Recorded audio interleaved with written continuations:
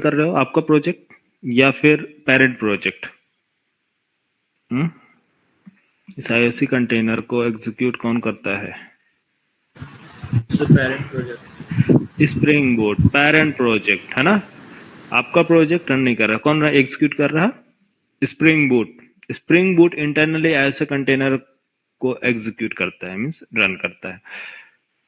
ठीक है, तो जब ये रन करता है स्प्रिंग बूट, तो ये उस टाइम पर किस क्लास का ऑब्जेक्ट क्रिएट करना है वो डिसाइड करता है पैकेज पे। कैसे डिसाइड किया है इसने ये चेक किया कि AIT.A1 पैकेज जब स्टार्टिंग में प्रोजेक्ट क्रिएट किया जाएगा तो उस प्रोजेक्ट में जो बेस पैकेज कॉन्फ़िगर किया जाता है, बेस पैकेज जो कॉन्फ़िगर किया जाएगा उस टाइम पर उसी पैकेज के अंदर जितनी भी क्लासेस होंगी सारी क्लासेस को वो स्कैन करता है। स्कैन करने के बाद ऑब्जेक्ट क्रिएट किया जाएगा और जो उस पैकेज के अंदर अवेलेबल नहीं है उन क्लासेस को स्कैन नहीं किया जाएगा और जब स्कैन ही नहीं होगा तो उसका ऑब्जेक्ट भी क्रिएट नहीं होगा। तो स्प्रिंग बूट जब आईओसी कंटेनर एग्जीक्यूट करता है तो उस टाइम पर लोड किया जाता है सारी क्लासेस जो उस बेस पैकेज के अंदर अवेलेबल है। ठीक है, तो जो बेस पैकेज हमने क्या दिया है, AIT.A1 हमारा base package. AIT base package क्या है? AIT.A1। इस पैकेज में क्लास कौन कौन सी क्लासेस अवेलेबल हैं? Class A and B, A.Java,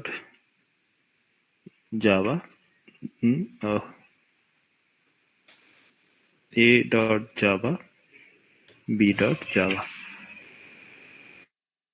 इसका मतलब ये दोनों क्लासेस कंटेनर जब स्प्रिंग बूट एग्जीक्यूट करेगा तो ऑटोमेटिक इसको स्कैन किया जाएगा। तो कैसे स्कैन करता है स्प्रिंग बूट? आपके इस बेस पैकेज के अकॉर्डिंग उसको बोलते हैं कंपोनेंट स्कैनिंग। क्या बोलते हैं इसको? स्कैन करना और लोड करना आपके कंटेनर में, जिसको बोलते हैं @component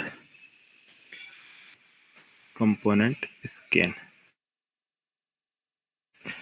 @component स्कैन का यूज क्या है कि जो भी बेस पैकेज प्रोवाइड किया गया है इस बेस पैकेज के अकॉर्डिंग जितनी भी इस क्लासेस इसके अंदर जो क्लास है बेस पैकेज AIT.A1 इसके अंदर जितनी भी क्लासेस होंगी वो सभी को स्कैन करना और लोड करना मींस ऑब्जेक्ट क्रिएट किया जाएगा कहाँ? आईओसी कंटेनर में। ठीक है, तो कैसे स्कैन किया जाएगा? उसके पास एनोटेशन कौन सा है? @component scan. ठीक है, अच्छा, तो क्या ये पैकेज जो है इस पैकेज के अंदर जितने भी क्लासेस अवेलेबल हैं, जितने भी जावा फाइल्स आपने क्रिएट किए, क्या इनके ऑब्जेक्ट क्रिएट किए जाएंगे? क्या इनके ऑब्जेक्ट क्रिएट होंगे? यस या नो? नहीं ना, इनके ऑब्जेक्ट क्रिएट नहीं किए जाएंगे। किसका? Component scanning. तो ये कंपोनेंट स्कैन नहीं होगा। क्यों? क्योंकि जो बेस पैकेज है अब आपका AIT.A1 है, ना कि AIT.B1। आया समझ में? हाँ, तो आप चाहते हैं कि नहीं पैकेज ये पैकेज भी इस पैकेज को भी लोड करो और इस पैकेज को भी लोड करो, तो आपको एक्सटर्नल कॉन्फ़िगरेशन मींस अलग से कॉन्फ़िगर करना पड़ेगा कंपोनेंट स्कैन करने के लिए बेस पैकेज। लेकिन फिलहाल by default spring boot load करता है किसको? स्कैन करता है सारे डेटा किसके ऊपर? बेस पैकेज के by default. Sir base package बता दो एक बार।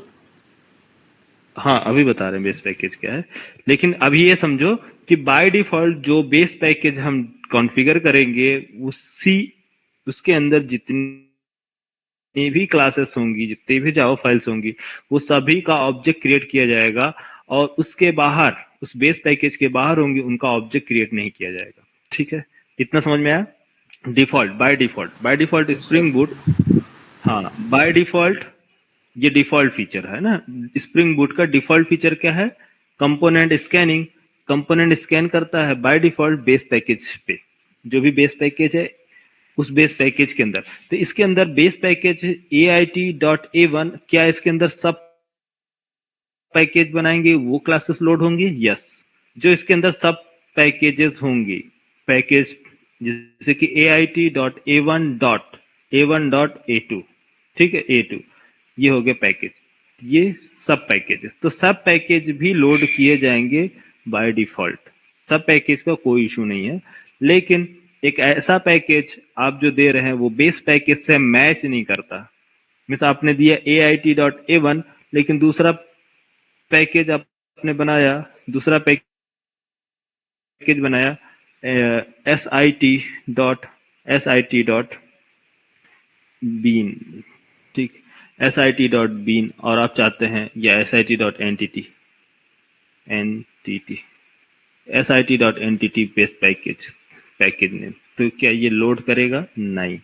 तो इसके पैकेज की जितनी भी, इस पैकेज की जितनी भी क्लासेस होंगी वो लोड नहीं की जाएंगी, मिस उसका ऑब्जेक्ट क्रिएट नहीं होगा। जब ऑब्जेक्ट क्रिएट नहीं होगा तो आप उसको गेट करेंगे, इंजेक्ट करेंगे या कोई भी कुछ भी काम करेंगे तो ये विजिबल नहीं होंगे। समझ में आया? अब बेस पैकेज क्या है वो बता रहे हैं आपको। जब हम प्रोजेक्ट क्रिएट करते हैं, ठीक है, जो प्रोजेक्ट क्रिएट करेंगे इस टाइम पे, तो यहाँ चल आओ जैसे मान लो स्प्रिंग इनिशियलाइजर, स्प्रिंग इनिशियलाइजर में आप आओ,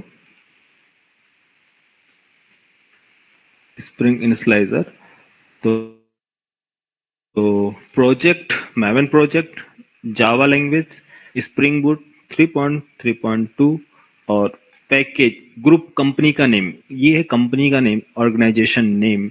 ऑर्गेनाइजेशन नेम एक्चुअली क्या होता है, आप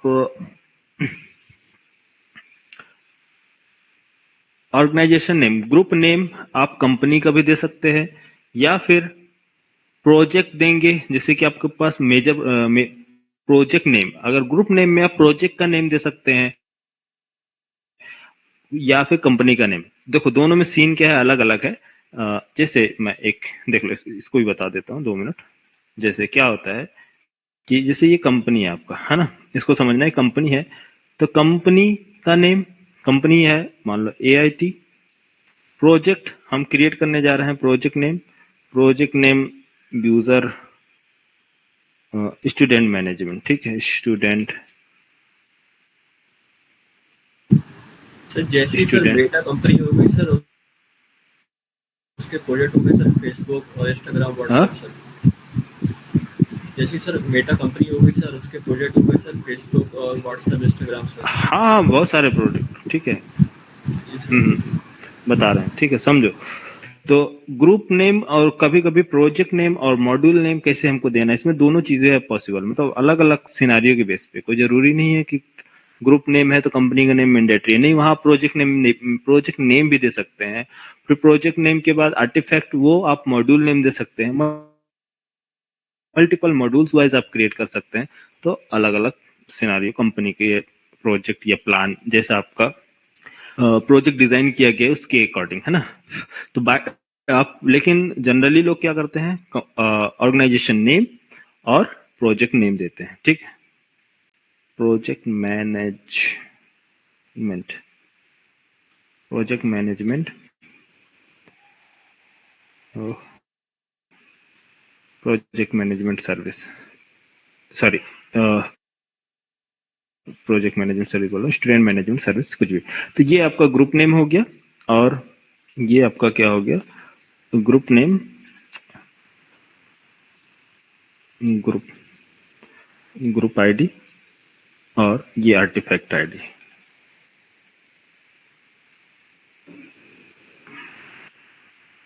आर्टिफैक्ट आईडी, आर्टिफैक्ट आईडी। तो आप ग्रुप नेम और आर्टिफैक्ट आईडी ऐसा दे सकते हैं, या फिर मॉड्यूल वाइज आप इसमें हमने दे दिया हमारा प्रोडक्ट मैनेजमेंट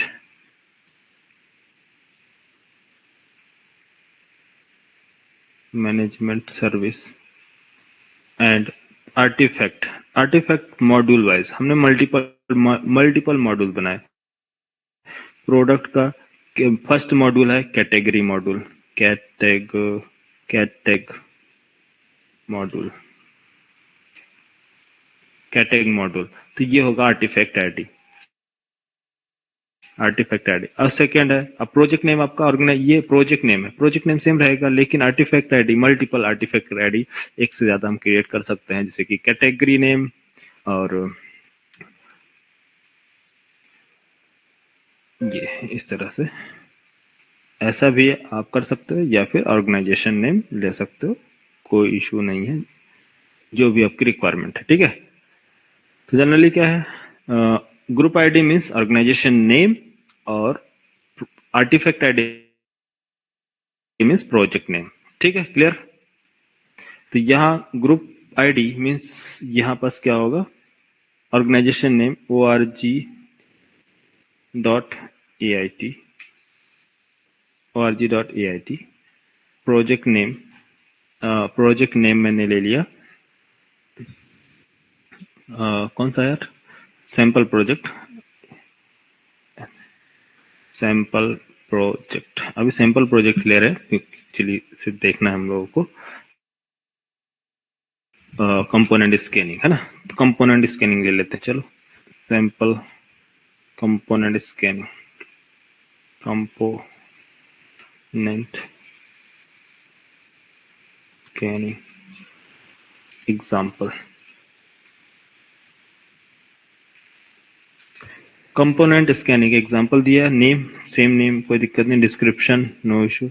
हाँ, यहाँ पैकेज, यहाँ पर देखो पैकेज नेम बोल रहा है, पैकेज नेम कौन से नेम से आपको पैकेजिंग करनी है, तो पैकेज नेम अगर ये देंगे तो इसी को बोलते हैं बेस पैकेज। तो AIT.com ये हमारा बेस पैकेज। तो जो भी आप बेस पैकेज आप ये प्रोवाइड कर रहे हैं, मेंशन कर रहे हैं, तो याद रखें इसी पैकेज के अंदर सारे क्लासेस आपके अवेलेबल होंगे, जावा फाइल्स अवेलेबल होंगे, तभी IOC कंटेनर इनका ऑब्जेक्ट क्रिएट करेगा। किसके हेल्प से, कंपोनेंट स्कैनिंग, क्योंकि जब कंपोनेंट स्कैन करता है इंटरनली तो वो इसी बेस पैकेज के अकॉर्डिंग वो स्कैन किया जाता है और IOC कंटेनर को प्रोवाइड किया जाता है। ठीक है, तो ये है बेस पैकेज, समझ में आया हैप्पी? Yes sir. हाँ, जनरेट करते हैं अभी सिंपल जार फाइल, और कोई डिपेंडेंसी नहीं, जनरेट सिंपल। और ये हो गया जनरेट कंपोनेंट स्कैनिंग एग्जांपल। यहां से आते हैं कंट्रोल X, और आपका एप्लीकेशन किधर है, STS Java full stack backend SB12 spring boot workspace and ये, और इधर कर दो एक्सट्रैक्ट और इसको remove.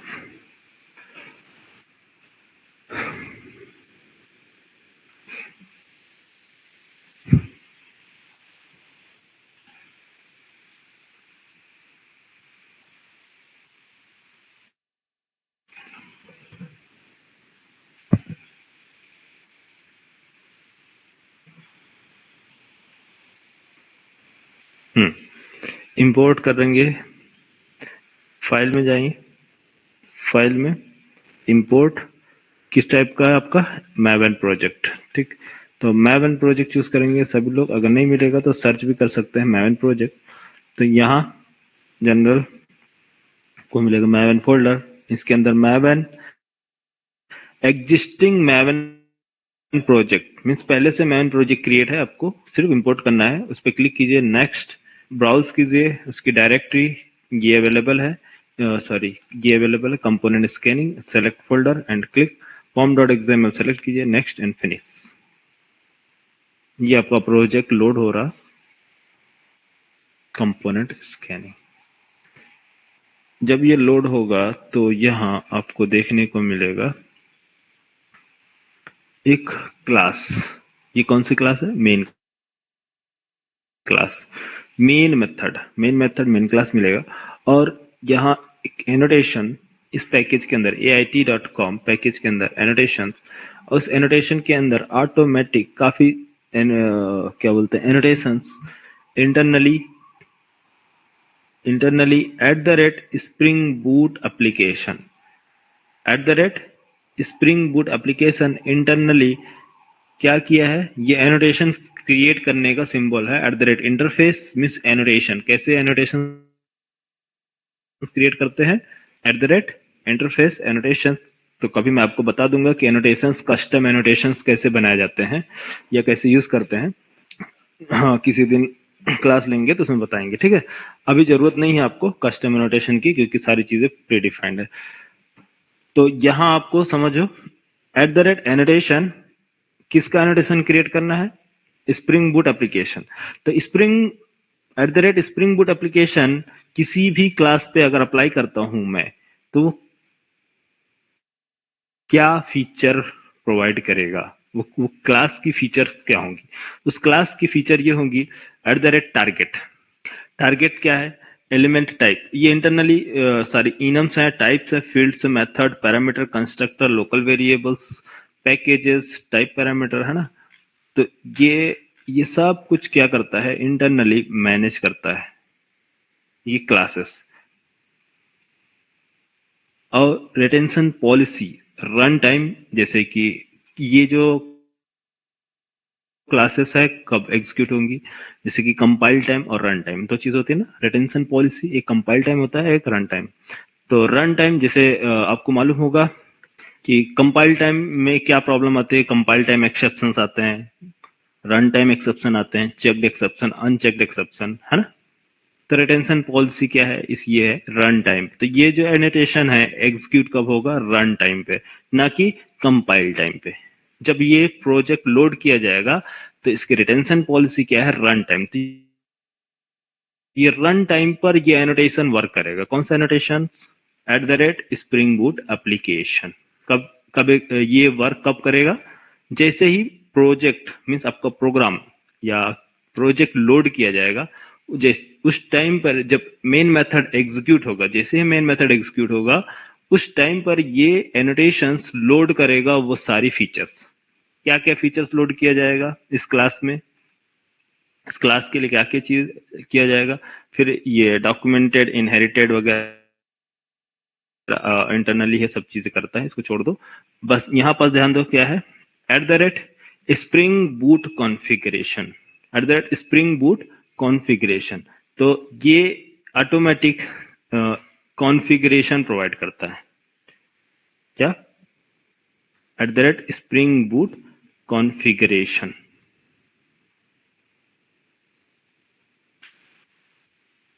indicate that a class provided Spring Boot application, इसमें आप पढ़ सकते हो, जाके देख लेना। Can be used an alternative two springs standards annotation so that configure can be founded automatically. तो ये ऑटो कॉन्फ़िगरेशन जो है स्प्रिंग बूट कॉन्फ़िगरेशन, ये ऑटोमेटिक कॉन्फ़िगर करता है कि इसका कौन सा क्लास जो है इंजेक्ट करना है ISC कंटेनर को इन्फॉर्म करने के लिए, ठीक है। तो इसके पास क्या है? एक एनोटेशन है बूट कॉन्फ़िगरेशन, तो वो कॉन्फ़िगरेशन करता है। Enable auto configuration, enable auto configuration first load करो, देन इसके बाद इसमें बहुत सी चीजें हैं। एनेबल ऑटो कॉन्फ़िगरेशन जैसे कि जैसे हमारा एक एग्जांपल बता रहा हूं कि हमारा एप्लीकेशन है, ठीक है। एक बेहतरीन एग्जांपल दे रहा हूं, देखो समझो। Right click, project, spring and starter, add starter.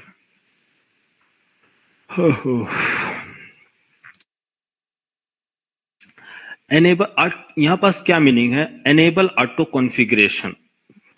क्या मीनिंग है? मीनिंग ये है कि यहाँ आप देखिए, जैसे ही आप न्यू स्टार्टर प्रोजेक्ट मीन्स आप चाहे यहाँ से जा सकते हैं, यहाँ से जा सकते हैं, या फिर यहाँ से, बात एक ही है, ठीक है, दोनों काम एक ही है। स्प्रिंग स्टार्टर स्प्रिंग आईओ ये प्रोजेक्ट की स्टार्टर ऐड करने के लिए। तो जी यहाँ पर देखिए एआई से रिलेटेड सारी क्लासेस, ठीक है, जो चीजें यहाँ पर मेंशन की गई हैं, ये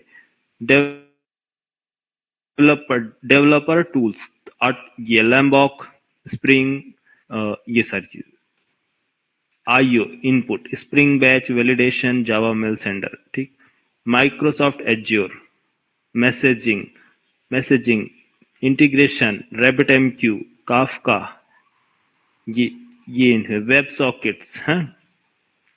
इसके अंदर एसक्यूएल है, सिक्योरिटी है, एसक्यूएल सिक्योरिटी, स्प्रिंग क्लाउड, ये सब जितनी भी क्लासेस आपको देखने को मिलेंगे इसके अंदर, जितने भी फीचर्स हैं, ये सभी को क्या कर देता है, जितनी भी क्लासेस हैं, जितने भी स्टार्टर्स, आप सिंगल क्लिक करेंगे ये ऑटोमेटिक आपके प्रोजेक्ट में कॉन्फ़िगर करता है।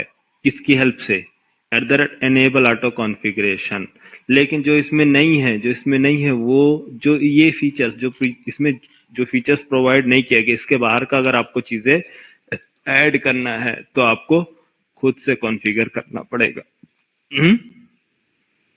कुछ ऐसी सर्विसेज हैं जो स्प्रिंग बूट प्रोवाइड नहीं कर रहा, वो सर्विसेज आप यूज करना चाहते हैं तो उसको आपको खुद कॉन्फ़िगर करना पड़ेगा। लेकिन जो स्प्रिंग बूट प्रोवाइड कर रहा है वो सारी सर्विसेज वो ऑटो कॉन्फ़िगर की गई हैं, आपको करने की जरूरत नहीं है।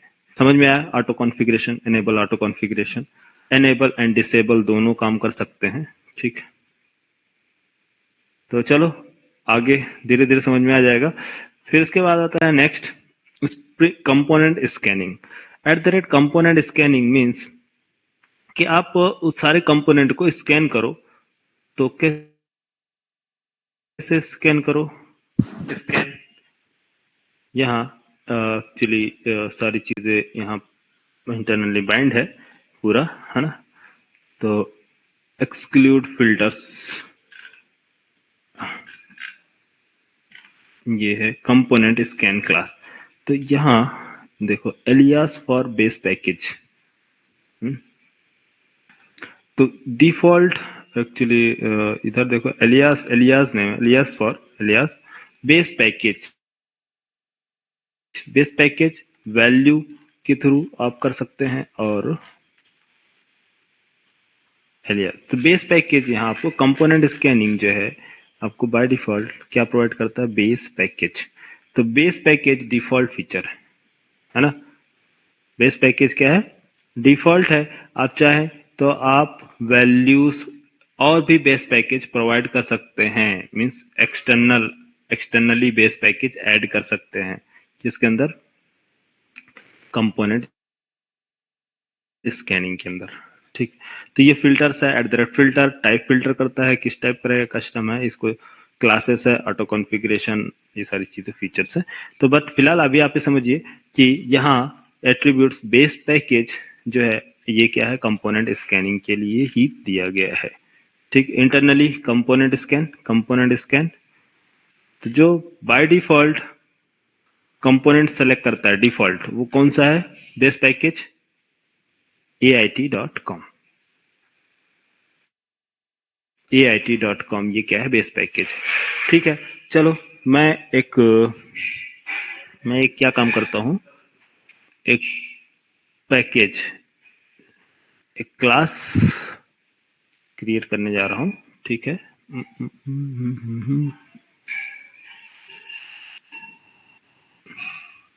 AIT.com के अंदर .A1 फोल्डर के अंदर और क्लास का नेम A,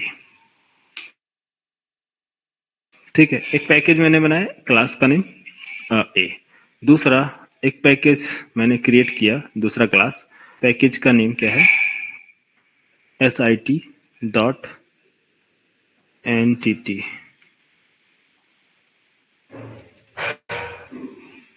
SIT.entity, एंटिटी का नेम और B। दो क्लासेस हमारे पास, class A and class B, और इन दोनों के पास एक कि क्या है, वेरिएबल्स हैं private variable name, private variable name ले लो इंटीजर और आईडी, कंट्रोल सेव और की,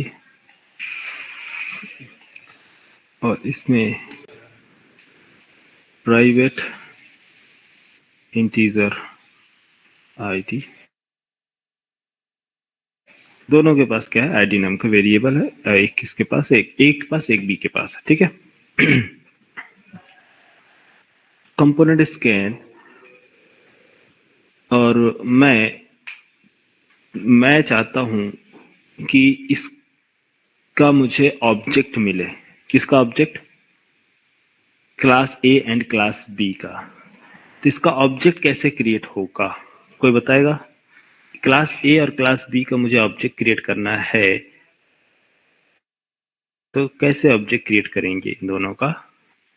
ऑब्जेक्ट क्रिएट करने के लिए आईओसी कंटेनर इसका ऑब्जेक्ट कैसे क्रिएट करता है इन दोनों क्लास का, बोलो। सर एनोटेशन लगा देंगे।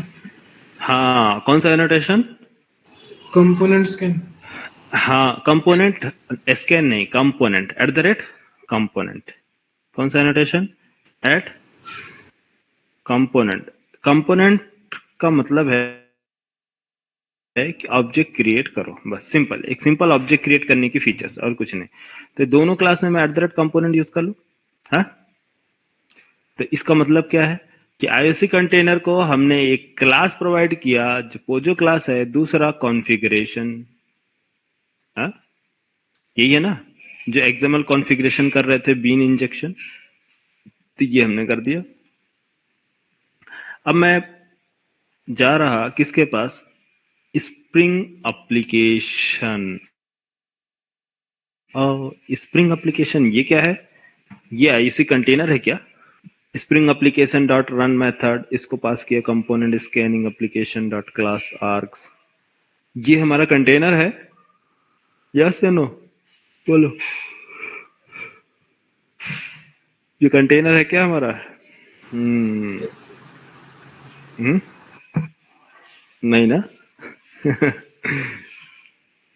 स्प्रिंग एप्लीकेशन कंटेनर नहीं है, लेकिन ये स्प्रिंग एप्लीकेशन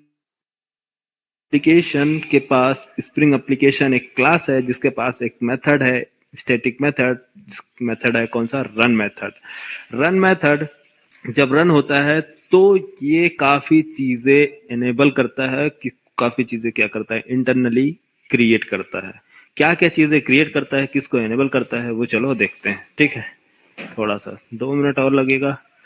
तो स्प्रिंग एप्लीकेशन के पास कौन सा मेथड है, रन मेथड। तो यहाँ पास काफी चीजें आपको देखने को मिलेंगी। ये एक्चुअली वेरिएबल्स है, बट वेरिएबल्स नहीं, सीधे आपको रन मेथड के पास आते हैं। Spring application resource loader, run method देखो किधर है, ये है configurable application context run method, configurable run method.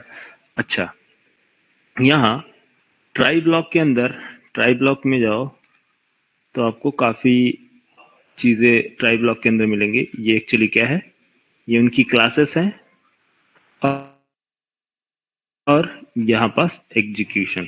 तो अगर ट्राई ब्लॉक एग्जीक्यूट होता है तो सबसे पहले रेडी हो रहा है क्या, एप्लीकेशन आर्ग्यूमेंट्स। सबसे पहले ऑब्जेक्ट क्रिएट किया जा रहा है application argument, default application argument, जो आर्ग्स पास करेंगे ना आर्ग्यूमेंट, वो उसका ऑब्जेक्ट क्रिएट होगा, वो आर्ग्यूमेंट एक्सेप्ट करता है। क्या मीनिंग है यहाँ पास आर्ग्यूमेंट्स का, ये आर्ग्यूमेंट्स इस आर्ग की बात कर रहे हैं। तो ये रन मेथड कॉल किया जाएगा और ये आर्ग्यूमेंट पास किया जाएगा किसको, स्प्रिंग एप्लीकेशन के पास एक क्या है, डिफॉल्ट एप्लीकेशन आर्ग्यूमेंट। तो ये आर्ग्यूमेंट्स के बेस पे एप्लीकेशन आर्ग्यूमेंट्स का ऑब्जेक्ट क्रिएट होगा, ठीक है। देन इसके बाद configurable environments, prepare environments, listeners and bootstrap. ये पूरा कंप्लीट एक लाइफ साइकिल है, स्प्रिंग बूट की लाइफ साइकिल है। इसमें मैं स्टेप बाय स्टेप सारे कॉन्सेप्ट बताऊंगा, बट ये आज पॉसिबल नहीं है कि मैं सभी चीजों को एक्सप्लेन कर दूं, ठीक है, क्योंकि यही जो है, ये जो टॉपिक्स हैं जो आपस मैंने ड्रैग किया, ये मार्क किया है, ये इंटरव्यू में पूछे जाने वाले टॉपिक्स हैं। इंटरव्यू में पूछेगा स्प्रिंग बूट की लाइफ साइकिल क्या है, स्प्रिंग बूट एप्लीकेशंस जो एनोटेशंस इसका यूज क्या है, और कंटेनर कैसे लोड किया जाता है, बैनर्स क्या होते हैं, टाइमिंग क्या होती है इसका, ठीक है, ये सब कुछ इसमें, लिसनर्स क्या होते हैं, कॉल रनर क्या होते हैं, ये सब इसमें से कहीं से भी कुछ न कुछ आपसे पूछ सकता है। 100% को एक ही कुछ ना कुछ एक ही चीज पूछेगा, लेकिन पूछेगा जरूर। अगर वो इंटरेस्ट लेगा ज्यादा तो 2-3 चीजें भी इसमें से पूछ सकता है, ठीक है। तो अभी ये जब तक आपका स्प्रिंग बूट कंप्लीट नहीं होता तब तक कुछ न कुछ इसमें चलता ही रहेगा। अभी बस आप उसका ओवरव्यू देखें, समझे कि क्या एक्चुअली काम कर रहा है, ठीक है। तो मेन मेथड आर्ग्यूमेंट्स पास करता है। आर्ग्यूमेंट पास किया जिसको, किसको, यहाँ स्प्रिंग एप्लीकेशन। देन लिसनर का काम क्या है, कोई भी एक्टिविटी जो भी हो रही है उसको लिसन करो, listener. Bootstrap context application arguments, तो ये सारी चीजें बूटस्ट्रैप मींस प्रिपेयर करना है वो सारी चीजें जो पहले से पीछे इसके बैकग्राउंड में क्या हो रही हैं। बूटस्ट्रैप कॉन्टेक्स्ट क्या होता है आगे बता देंगे डेप्थ में। अभी फिलहाल के लिए देखो कि प्रिपेयर इन्वायरमेंट्स को प्रिपेयर करो, करने के बाद प्रिंट करो बैनर प्रिंटिंग। तो इन्वायरमेंट्स रेडी, बैनर प्रिंटिंग। तो आपको याद होगा कि जब मैं स्प्रिंग बूट का एप्लीकेशन रन करता हूं तो यहाँ पास एक स्प्रिंग बूट लिख के आता है जिसको बोलते हैं बैनर, है ना। ध्यान दिया होगा जैसे ही मैं रन करूंगा तो यहाँ पास एक बैनर प्रिंट होता है ना, तो वो इसकी वजह से ही होता है बैनर प्रिंटिंग। तो यहाँ पास आप चाहे तो आप बैनर प्रिंटिंग को आप अपना नेम दे सकते हैं, आप अपने ऑर्गेनाइजेशन का नेम दे सकते हैं, कुछ भी आप अपना कॉन्फ़िगर कर सकते हैं। स्प्रिंग बूट को रिमूव करके अपना खुद का एक लगा लो, ठीक। नेक्स्ट इसके बाद आता है क्रिएट एप्लीकेशन कॉन्टेक्स्ट। क्या मतलब है यार application context, create application context. Application context याद है, स्प्रिंग फ्रेमवर्क में मैंने बताया था एप्लीकेशन कॉन्टेक्स्ट क्या है। ये एप्लीकेशन कॉन्टेक्स्ट क्या है, हाँ सर क्या, अरे यही तो है कंटेनर यार, ISC container. Application context and bean factory. Yes sir, भूल गए क्या? यही है ना कंटेनर, हमारा आईएससी कंटेनर। तो एप्लीकेशन कॉन्टेक्स्ट एक इंटरफेस है जिसकी इम्प्लीमेंटेशन क्लासेस क्या है, annotations, XML class path annotation, class path है, क्या बोलते हैं एक्सएमएल कॉन्फ़िगरेशन कॉन्टेक्स्ट है इसके पास, एनोटेशंस के बेस पे है एनोटेशन कॉन्फ़िगरेशन, ठीक है। ये मल्टीपल इसके पास क्या है, कॉन्फ़िगरेशन है किसका, क्रिएट करो वो क्या बोलते हैं कंटेनर, क्रिएट एप्लीकेशन कॉन्टेक्स्ट। तो यहाँ कॉन्फ़िगरेबल एप्लीकेशन कॉन्टेक्स्ट ये एक प्रकार का कंटेनर है। इसने क्या है, इसमें देखो एक्सटेंड किया गया एप्लीकेशन कॉन्टेक्स्ट। एप्लीकेशन कॉन्टेक्स्ट के पास हम चलते हैं, इसकी इम्प्लीमेंटेशन देखते हैं। तो इसकी इम्प्लीमेंटेशन में आप आओगे तो यहाँ पास आपको सारी चीजें मिलेंगी। तो यहाँ पास एनोटेशन कॉन्फ़िग एप्लीकेशन कॉन्टेक्स्ट, ये क्लास है annotation config reactive web application. Reactive web application के लिए स्टार्टिंग में बताया था रिएक्टिव वेब क्या होते हैं, वेब और स्टैंड अलोन क्या होते हैं, ठीक है। जेनरिक्स के लिए है जेनरिक वेब एप्लीकेशन।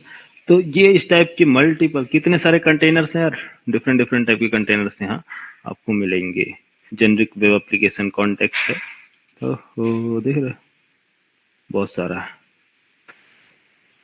इतने सारे इम्प्लीमेंटेशन इसकी। तो अभी फिलहाल के लिए हमें क्या जरूरत है, एक कंटेनर की, कि कौन कैसे हैंडल कर रहा है वो हमें अभी नहीं देखना, अभी नहीं समझना। अभी हमें समझना है कि हमें कंटेनर चाहिए, क्यों चाहिए, क्योंकि हमें पता करना है कि हमारा ऑब्जेक्ट कंटेनर क्रिएट, क्योंकि जो भी ऑब्जेक्ट हम देंगे क्रिएट करने के लिए वो होल्ड कौन करेगा, कंटेनर। तो कंटेनर चाहिए ना कि कंटेनर से हम अपने ऑब्जेक्ट को मांग सके कि हाँ हमारा ऑब्जेक्ट क्रिएट हुआ या नहीं, वो आप मुझे बताओ, इन्फॉर्म करो, है ना। तो उसके लिए हमें क्या चाहिए, एप्लीकेशन कॉन्टेक्स्ट।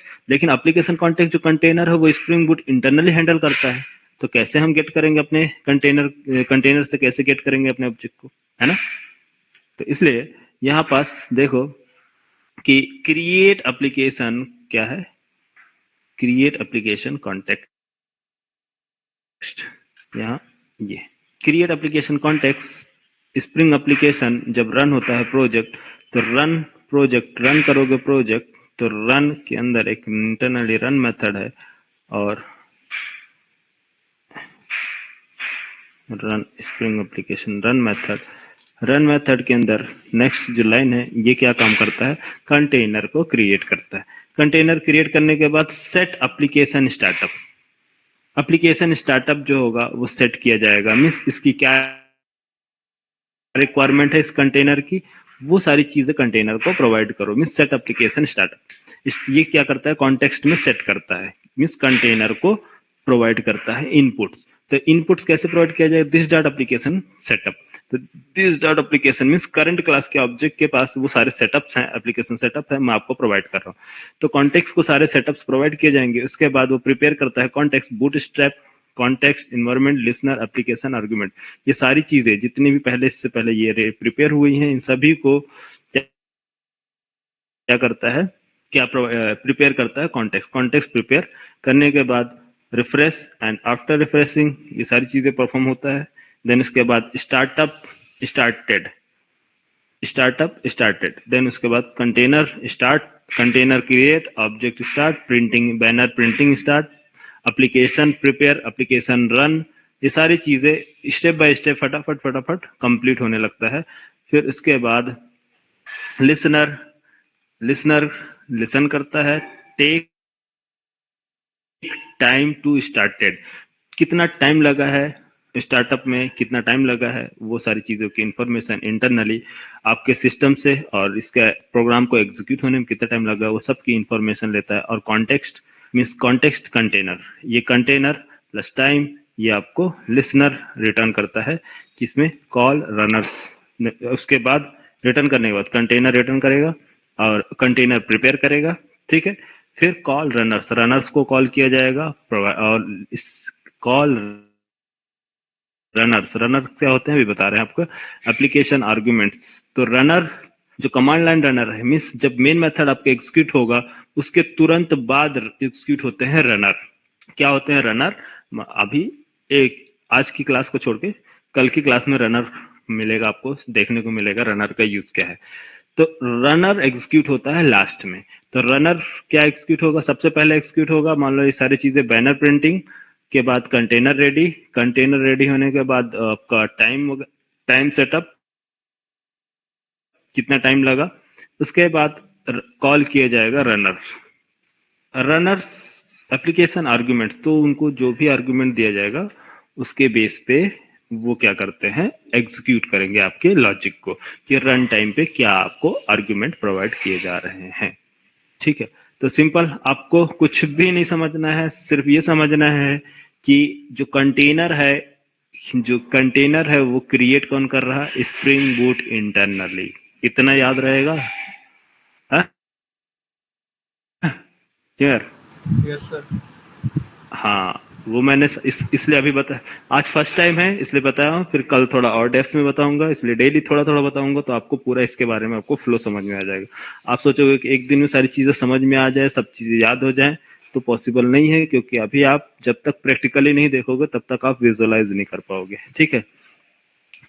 तो डेली आप सुनोगे उस चीज के बारे में, तो धीरे धीरे वो सारी चीजें इंटरनली सब समझ में आने लगेगा, ठीक है। तो अभी इतना समझ में आ गया ना कि स्प्रिंग बूट इंटरनली क्रिएट करके देता है कंटेनर, हमें कंटेनर क्रिएट करने की जरूरत नहीं है, ठीक है। तो हम इसमें क्या है, यहाँ से लिए कंटेनर, इसमें हमने ये रिटर्न करता है कॉन्फ़िगरेबल एप्लीकेशन कॉन्टेक्स्ट। यहाँ ये क्या रिटर्न कर रहा है आपका, कॉन्फ़िगरेबल एप्लीकेशन कॉन्टेक्स्ट। तो ये आपको रिटर्न करके देता है कॉन्फ़िगरेबल, ये कॉन्टेक्स्ट। ये कॉन्टेक्स्ट जो है जिसमें अभी क्या है, नल असाइन किया गया है, तो बाय डिफॉल्ट क्या है, कॉन्फ़िगरेबल एप्लीकेशन कॉन्टेक्स्ट। अच्छा, तो जब हमें ये मिल गया कॉन्फ़िगरेबल कॉन्टेक्स्ट, तो क्या मैं इसको कॉन्टेक्स्ट ही ले लो अभी,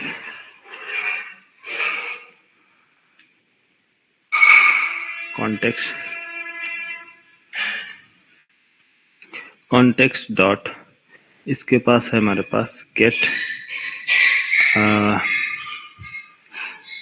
बीन डेफिनेशन या फिर गेट बीन्स भी ले लो, बीन का नेम ले लो और गेट बीन और आप चाहे तो कॉन्टेक्स्ट के पास क्या है, काफी इंफॉर्मेशन है, काफी चीजें आपको बता सकता है, आप जो चाहे वो आप ले सकते हैं। गेट बीन डेफिनेशन काउंट, कितने टोटल बीन क्रिएट हुए हैं उसका काउंट बताएगा, कितने ऑब्जेक्ट्स क्रिएट हुए हैं। Context dot get bean definition name, get bean definition name actually ये रिटर्न करेगा आपको एरे फॉर्म में ऑल नेम, तो काफी चीजें आपको मिल सकती हैं यहाँ से। तो टोटल कितने बीन क्रिएट होंगे, जैसे ही आपका प्रोजेक्ट रन हो रहा है तो कितने बीन क्रिएट होंगे, तो ये डिपेंड करता है आपके कितने ऑटो कॉन्फ़िगर किए गए हैं, वो डिपेंड करता है आपके स्टार्टर पे। तो जितना स्टार्टर आप ऐड करते जाएंगे उतनी डिपेंडेंसी ऐड होंगी, जितनी डिपेंडेंसी ऐड होंगी, जो जिस चीजें कॉन्फ़िगर किए जाएंगे ऑटोमेटिक उनके ऑब्जेक्ट क्रिएट होंगे तो वो कंटेनर क्या करता है, उसको होल्ड करता है, जब आपको रिक्वायरमेंट चाहिए, जब आपको रिक्वायरमेंट पड़ेगी तब वो आपको रिटर्न करता है। तो टोटल कितने बीन क्रिएट हो रहे हैं उसकी इंफॉर्मेशन जानने के लिए गेट बीन डेफिनेशन काउंट, उस बीन का नेम बताओ, उसकी इंफॉर्मेशन जानने के लिए गेट बीन डेफिनेशन नेम, और आपका जो बीन है वो क्रिएट हुआ है, क्या नाम से क्रिएट हुआ है, तो आप नेम दे सकते हो। तो आपके बीन का नेम क्या है, आप कौन से बीन के नेम जानने चाहते हैं? बीन का नेम कंपोनेंट ए। एक्चुअली क्लास के नेम से हमेशा बीन क्रिएट होता है, अगर आप चाहें तो आप बीन का नेम भी सेट कर सकते हो, ठीक है। तो मैंने सेट कर दिया बीन का नेम A11, बीन का नेम यहां से सेट कर सकते हो या फिर ए।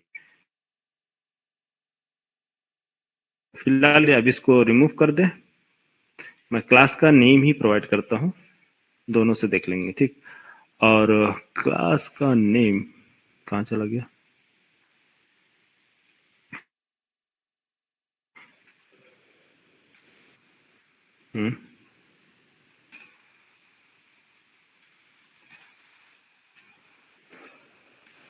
हाँ ये क्लास का नेम क्या है, ए। तो ए हमारा क्लास का नेम है, बीन का नेम एक्चुअली बीन, तो ये रिटर्न करता है हमें बीन का नेम। यस, अगर बीन क्रिएट है तो रिटर्न करो आप बीन। तो बीन किस टाइप का क्रिएट, ऑब्जेक्ट टाइप, तो ये हमें मिलेगा बीन ओ बीन, और मैं एस आउट बीन प्रिंट कराते हैं बीन, अगर हमारा ए ऑब्जेक्ट क्रिएट हुआ है तो। दूसरा बीन डेफिनेशन काउंट, इसको मैं सिंपल काउंट है control x s out bean definition count, ये रिटर्न करेगा एरे फॉर्म में। तो एरे फॉर्म में अगर हमें चाहिए तो आपको नेम्स, बीन नेम्स और फॉर लूप यूज करना होगा, for string name colon names, name colon names and this S out name, ये आपको प्रिंट कर देगा नेम। और चलते हैं रन करते हैं अपने एप्लीकेशन को, रन पता चलेगा क्या क्या काम हुआ है ना। Spring Boot application run,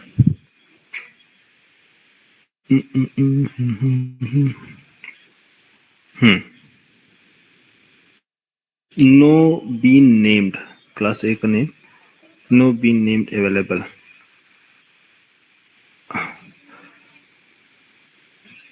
no such bean definition exception.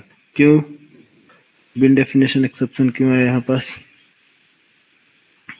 Object bean actually ये रिटर्न नहीं कर रहा ऑब्जेक्ट टाइप बीन, और यहाँ अगर मैं एक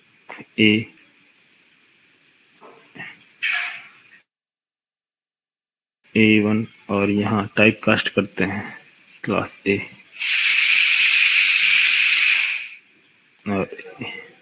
क्या ये इस टाइप का ऑब्जेक्ट है? एक्चुअली बीन ही नहीं है, इस टाइप का बीन नहीं है। तो मैं एक काम करता हूँ, क्लास का नेम देता हूँ ए डॉट क्लास और रिटर्न समथिंग। आप चाहे तो डायरेक्ट ऑब्जेक्ट ले सकते हो या फिर टाइप कास्टिंग कर सकते हो। ठीक है, देखो अब समझो, यहाँ सबसे टॉप पर देखो, सबसे पहले फर्स्ट लाइन क्या एग्जीक्यूट हुई है? यहाँ फर्स्ट लाइन एग्जीक्यूट हुआ है स्प्रिंग। स्प्रिंग प्रिंट हुआ ना, ये बैनर, इसको बोलता है बैनर। तो ये बैनर प्रिंट हुआ। उसके बाद स्प्रिंग बूट और ये वर्जन्स, इसके बाद टाइम्स, कितने देर में कौन सा कितना टाइम लगा उसको एग्जीक्यूट होने में। तो ये सारी चीजें स्टेप बाय स्टेप चली हैं, एग्जीक्यूट हुई हैं। ठीक, तो और भी सारी चीजें एग्जीक्यूट होंगी। नो एक्टिव प्रोफाइल्स, क्या क्या चीजें हैं, डिफॉल्ट प्रोफाइल क्या होते हैं और इन्वायरमेंट्स क्या होते हैं, नेक्स्ट लेवल में देखेंगे। ठीक है, अभी के लिए आप सिंपल चीजें देखें। स्टार्टेड कंपोनेंट स्कैनिंग एप्लीकेशन, तो जो कंपोनेंट एग्जांपल एप्लीकेशन स्टार्टेड हो गया इन 1.09 सेकेंड। 1.09 सेकेंड, एक सेकेंड लिया इसने एप्लीकेशन को स्टार्ट किया। ठीक, प्रोसेस रनिंग फॉर 1.96 कुछ मिनट। उसके बाद प्रिंट किया है ये क्या, ait.com.a1.a क्लास का ऑब्जेक्ट रेफरेंस, यही है ना? हाँ, ये प्रिंट कराया था ना object, yes sir. Object reference 60। ये क्या प्रिंट किया है? 60 टोटल बीन क्रिएट हुए हैं। आईओसी कंटेनर जो होल्ड कर रहा है वो कितने बीन्स क्रिएट किए हैं? ऑटो कॉन्फ़िगरेशन, ऑटोमेटिक कॉन्फ़िगर हुए, उनके ऑब्जेक्ट क्रिएट हो गए हैं। हाँ, कितने? टोटल 60 बीन्स लोड है। उन बीन के नेम्स का क्या है, कौन कौन से बीन लोड किए गए हैं, वो सारे बीन्स के नेम्स।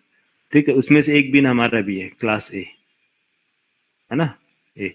तो ये सारी चीजें लोड की गई है। क्या क्लास बी लोड किया गया है? हाँ, क्लास बी किधर है? नहीं सर। क्यों? क्लास बी होना चाहिए ना स्कैनिंग में।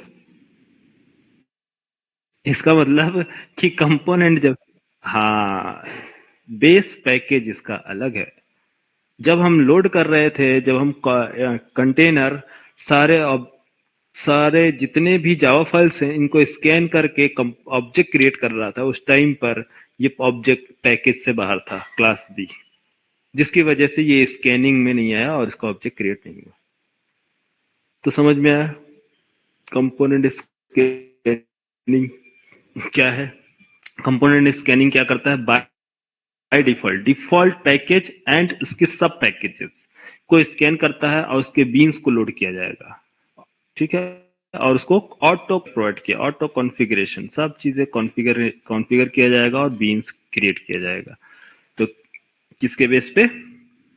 Default base package. अच्छा, फॉर एग्जांपल, चलो मैं एक एग्जांपल के लिए मैं रीनेम करता हूं इसका पैकेज। तो यह पैकेज क्या है, बेस पैकेज क्या है? ait.com.a2, ait.com a2 ait.com। ये बेस पैकेज क्या है, ait.com या ait.com.a1? Base package AIT.com। ait.com, और बाकी जो होंगे उसकी सब पैकेजेस होंगे। तो याद रखना, हमेशा बेस पैकेज के अंदर आपकी सब पैकेजेस होंगी या बेस पैकेज के अंदर वो होगा। तो ait.com.a2 या फिर इसके अंदर भी आप रख लो, कोई इशू नहीं है। ठीक है, इसके अंदर रखेंगे का मतलब पैकेज क्रिएट नहीं करना है, क्योंकि ऑलरेडी पैकेज क्रिएट है, आपको बस क्लास अप। हमको पैकेज क्रिएट करने का मतलब कि हम एक दूसरा पैकेज क्रिएट कर रहे हैं, वो सब पैकेज ait.com.a2। ओके, ये हो गया पैकेज क्रिएट। अब यहाँ पास हमने पास किया है कंपोनेंट, कंपोनेंट। अब इसका बीन जो है हम क्रिएट करने जा रहे हैं, इसका अभी रन,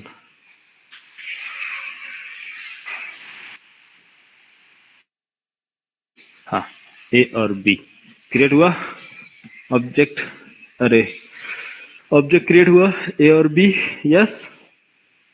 अब कितने ऑब्जेक्ट हो गए? टोटल 61 बीन्स क्रिएट किए गए हैं, टोटल बीन।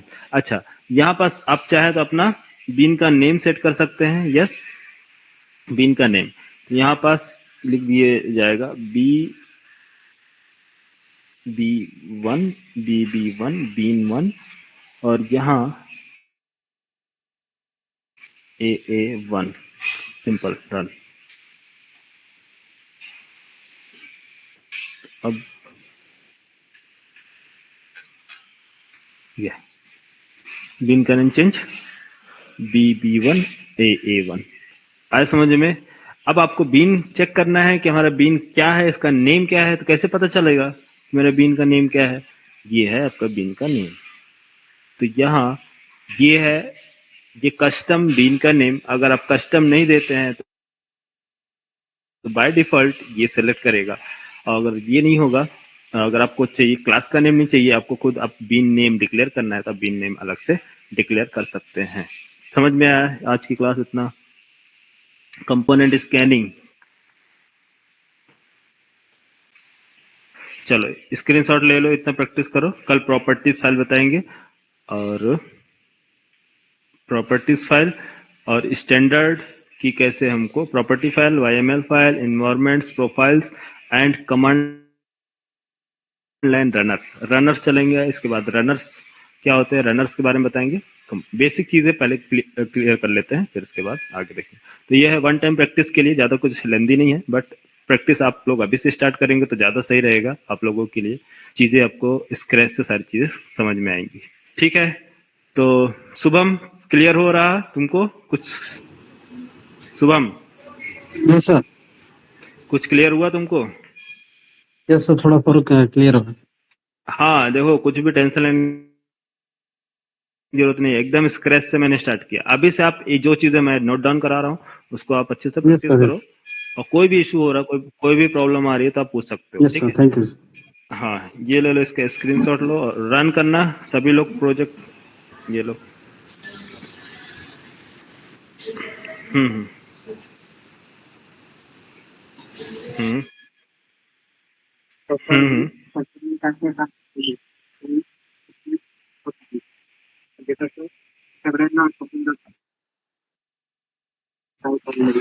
हाँ हाँ, अच्छा ठीक है, मैं समझ गया। मैं सुनो मेरी बात।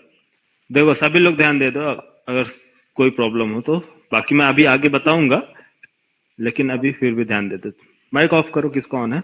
2 मिनट के लिए ऑफ करो। और देखो ध्यान दो इधर क्या है। जब आप स्टैंड अलोन एप्लीकेशन अगर क्रिएट करेंगे तो उस टाइम पर सिर्फ आपको एक ही क्लास मिलेगी, वो है मेन क्लास। कौन से सिचुएशन में? Stand alone. याद है यार, कोर जावा में आपको एक ही क्लास मिलेगा ना, 2 क्लास मिलेगा? हाँ तो हाँ, जार सेलेक्ट करोगे, जार पैकेजिंग जार, तो वो आपको सिर्फ एक मेन क्लास देगा, मेन मेथड। अरे ये मेन मेथड ही है ना, क्या कुछ ज्यादा इसके अंदर कुछ भी नहीं है यार। ये इसको हटा दो, सिंपल एक मेन मेथड ही है। आप स्प्रिंग बूट कहाँ सोच रहे हो, स्प्रिंग बूट है ना? तो ये एक मेन मेथड देता है। ये मेन मेथड क्या क्लास क्या होता है, स्टैंडअलोन एप्लीकेशन के लिए होता है। आगे चल के इस मेन मेथड का रहस्य बताऊंगा कि ये काफी डेंजरस चीज है। ये मेन मेथड डेंजरस मींस कि यही है मेन पॉइंट जो है पूरे एप्लीकेशन को एग्जीक्यूट करता है। और इसमें आप जब कंपनी में, ऑर्गेनाइजेशन में काम करेंगे उस टाइम, जैसे कि डॉकर्स, कंटेनराइजेशन प्रोसेस, तो उस टाइम पर ये दो प्रकार से डील होता है। एक विदाउट मेन मेथड आपका एप्लीकेशन वर्क करता है, एक मेन मेथड के थ्रू वर्क करता है। तो क्या एडवांटेज है इसकी, डिसएडवांटेज क्या है? डिसएडवांटेज मीन्स कौन सा रन टाइम पे डिप्लॉय किया जाएगा, प्रोडक्शन लेवल पे कौन सा नहीं किया जाएगा, वो सारी चीजें मैं आपको, जब आपको स्प्रिंग बूट क्लियर हो जाएगा सारा कॉन्सेप्ट, तब मैं आपको लास्ट में बताऊंगा, ठीक है? कैसे डिप्लॉय किया जाता है लाइव सर्वर पे। तो उस टाइम पर आपको कैसे जार्स, कैसे वार, कैसे एप्लीकेशंस क्रिएट करेंगे, और क्या चीजें मैनिफेस्टो फाइल है, मैनिफेस्टो फाइल क्या है, इसके अंदर जो ये सब फाइल्स क्रिएट करते हैं मेटा INF के अंदर आप जाएंगे, सॉरी कोई भी कंपोनेंट स्कैन, इसके अंदर आपको फाइल्स मिलेगा एम्बियन रैपर, चलो मैं बता दूंगा, अब इसके अंदर देखना पड़ेगा किधर है। एक्चुअली हम लोगों को क्रिएट करना होगा, यहाँ से क्रिएट करने होंगे मैनिफेस्ट फाइल, यहाँ से पैकेजिंग करनी होगी, जार करना है, एक्सपोर्ट पे जाएंगे, आपको एक्सपोर्ट मैवन वेब जावा स्टैंडअलोन एप्लीकेशन जार्स, ये जार्स में आप कन्वर्ट करेंगे, एक्सटेंड करेंगे, और कैसी क्या क्या चीजें आपको एंड यूजर को क्या प्रोवाइड करना है वो सारी चीजें। यहाँ पर लिखा है export generated class file and resource, export all output folders and checked project, export Java source file और रिसोर्स फाइल। तो आपको इसमें चेक करना है कि आपको किसी थर्ड पार्टी या किसी को आपको अपना लॉजिक देना है तो क्या आप सोर्स कोड देंगे या ओनली डॉट क्लास फाइल। तो आपको पैकेजिंग करनी है तो सोर्स कोड की पैकेजिंग करनी है डॉट क्लास की। तो ये वो सारी चीजें इंफॉर्मेशन आपको प्रोवाइड करता है कि किस टाइप की आप पैकेजिंग करेंगे। आपको सिर्फ डॉट क्लास फाइल देना है, नहीं तो आप सोर्स भी दे दोगे तो वो तो इजीली आपके लॉजिक को समझ जाएगा। आया समझ में? तो ये है पैकेजिंग का कॉन्सेप्ट। आपको सोर्स फाइल्स एंड रिसोर्स देना है, तो उस सिचुएशन में आपको ओनली जनरेट करना है डॉट क्लास फाइल, तो डॉट क्लास फाइल के बेस पे आपको सारी चीजें देना है। ठीक है, तो ये है जार फाइल जनरेट होगी। तो अभी जार वार में कंफ्यूज मत हो, सिंपल आपको समझना क्या है कि जब भी स्टैंड अलोन एप्लीकेशन की हम बात करते हैं तो उसके पास होता है मेन मेथड, और मेन मेथड के लिए सिर्फ एक बेस पैकेज में आपको एक ही क्लास प्रोवाइड किया जाएगा। और जब हम वेब एप्लीकेशन बनाते हैं, वेब एप्लीकेशन या डिस्ट्रीब्यूटेड एप्लीकेशन, तो उस टाइम पर आपको दो क्लासेस दिया जाता है। ये क्लासेस जो होती है सर्वलेट इनिशियलाइजर मींस यही होता है एक डिस्पैचर सर्वलेट जो इंटरनली रिक्वेस्ट और रेस्पॉन्स को हैंडल करता है। तो सर्वलेट का एक सिंगल पेज जो है स्प्रिंग बूट में ऐड किया गया है वो है सर्वलेट इनिशियलाइजर। इसका काम है रिक्वेस्ट और रेस्पॉन्स को हैंडल करना, बस और कुछ नहीं है। ठीक है, और ये है आपका मेन मेथड जो एंट्री पॉइंट है आपके एप्लीकेशन का। तो वेब एप्लीकेशन के केस में दो क्लासेस आपको मिलेंगी। फर्स्ट दो क्लासेस, एक मेन मेथड और दूसरा सर्वलेट इनिशियलाइजर। क्लियर हुआ? हेलो? हाँ, स्टैंड अलोन में ओनली वन क्लासेस और वेब एप्लीकेशन में दो क्लासेस मिलेंगी आपको, सर्वलेट इनिशियलाइजर और मेन मेथड क्लास। ठीक है, तो ये मेन मेथड क्लास है। आपको इसका स्क्रीनशॉट लेना है तो आप ले सकते हैं, कंट्रोल सेव और डॉट क्लास। ठीक है, प्रैक्टिस करो। चलो ठीक है, क्लियर। और ए क्लास और क्लास बी दोनों ले लो। चलो, और बाकी तो